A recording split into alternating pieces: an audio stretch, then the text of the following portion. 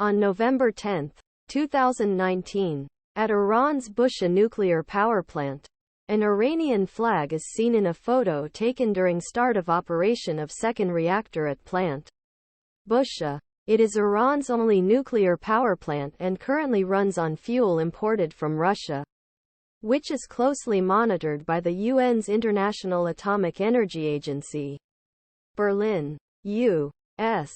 President Joe Biden and his top national security aides believed last summer that the possibility of with Iran and its proxies was highly controlled. The militants financed and armed by Iran seemed relatively quiet. Iran has even slowed uranium enrichment in its underground nuclear facilities, delaying its advance towards the weapon. The Hamas invasion of Israel on October 7 and Israel's harsh response changed all that. Now a dozen countries, US and Israeli officials, working in concert to maintain the flow of trade Red Sea, are facing a new aggressive Iran. The proxy groups, which have carried out numerous attacks from Lebanon to Red Sea and Iraq, have been in direct conflict with U.S. forces twice last week. And the United States is openly threatening airstrikes if violence does not subside.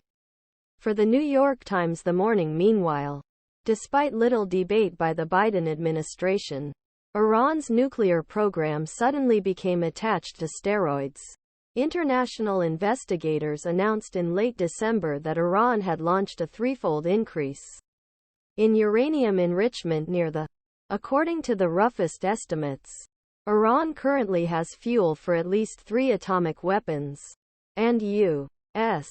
intelligence officials believe that it will only take a few weeks for ditional enrichment needed to convert that fuel into class material. Nicolas de Riviere, a senior French diplomat who played a deep role in negotiations for the 2015 Iran nuclear deal, said last week, "We are back to starting point.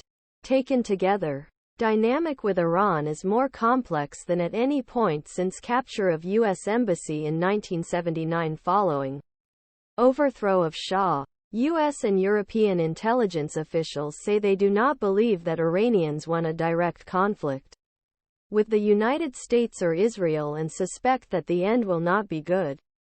In addition to complexity of the problem, scope of Iranian aid to Russia has expanded dramatically. The event, which began with the dripping of Shahed unmanned aerial vehicles sold to Russia for use against Ukraine, turned into floods. And now U.S. intelligence officials believe that despite warnings, just as Ukraine is facing a shortage of air defenses and cannonballs, Iran is preparing to send short-range missiles for use against Ukraine. This is a reflection of the sharply changing power dynamic since Russia occupied Ukraine in February 2022. Iran no longer feels lonely.